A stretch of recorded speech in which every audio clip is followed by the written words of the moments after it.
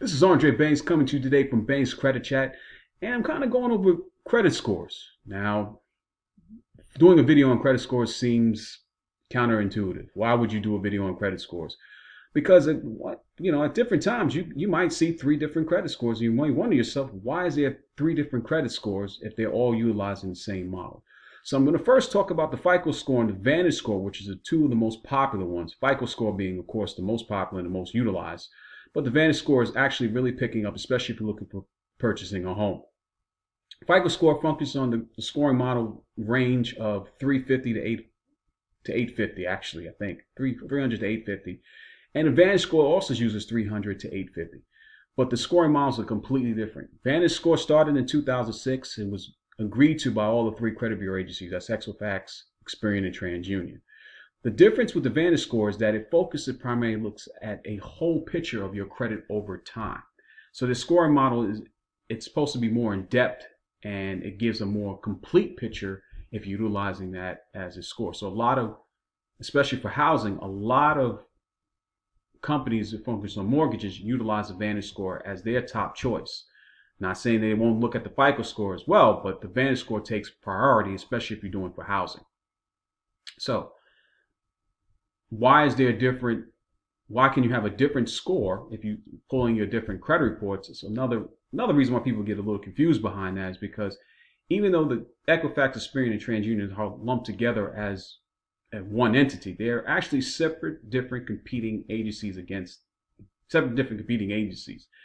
They come to consensus from different times, but technically they're all different business models.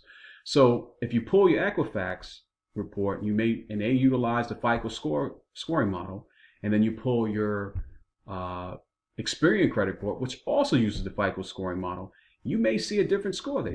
Let's just use easy numbers here, saying you had a 720 on your Experian credit report, and then you pull your Equifax credit report, you see a 705. You might say to yourself, well, if they're both utilizing the FICO scoring model, why is there a difference in terms of 720 and 705? Well, the reason that being is because Equifax may not be actually having the same information that's been pulled from Experian, and that seems that they're not talking to each other, or the information hasn't gotten to that credit report yet, depending on what day you're pulling it.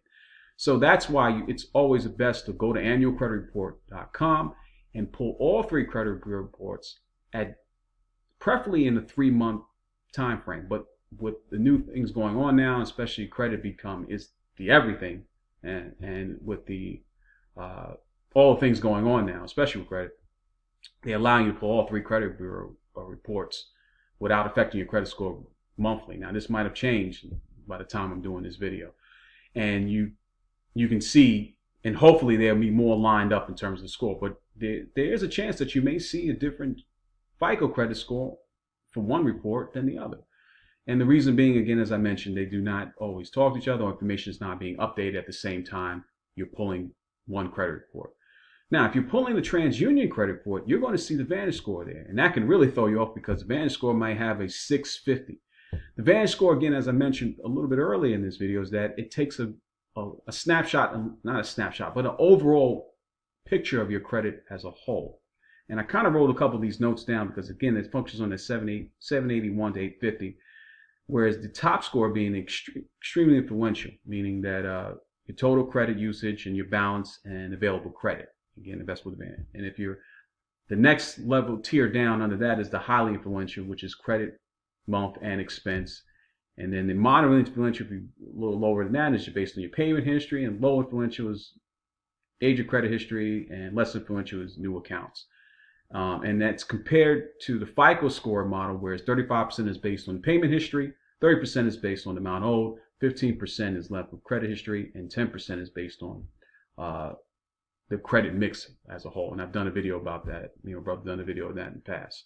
So as you see with the Vantage score, again, they look at the overall picture, and the lowest of that is less influential in terms of making up that score is based on the new accounts. The less influential is also based on the age of credit history, and what moderately affects that Vantage score is the payment history itself, and highly influential is the credit mix and the overall exposure, and what makes up the most of the Vantage score in terms of how it's used as a scoring model is that the total credit usage, balance, and available credit. Different scores. You can even have the GO score. I'm not sure how that model plays out because it really doesn't, it's only used for certain creditors, and they may say your GO score is 620 or something like that. But it doesn't have the impact of the FICO score or as well as the Vantage score. So as time continues to go past, if you're looking for housing, you're going to need to focus a lot on that Vantage score, which looks at your overall picture. And as I mentioned before, the extremely influential aspect of that, the total credit usage and the balance and available credit. With a FICO score, most of that's based on the payment history, and I did a video in the past of how important it is, especially for 2021, and focusing a lot on that payment history because that's 35% of that FICO score. So if this video has been any value to you, please subscribe, leave some comments, and as a whole, pull your credit report from annualcreditreport.com, look at your Vantage score, look at your FICO score, and understand at different times you can have different scores. They don't all talk to each other and they work independently. Until my next video, Banks Credit Chat, I'm out.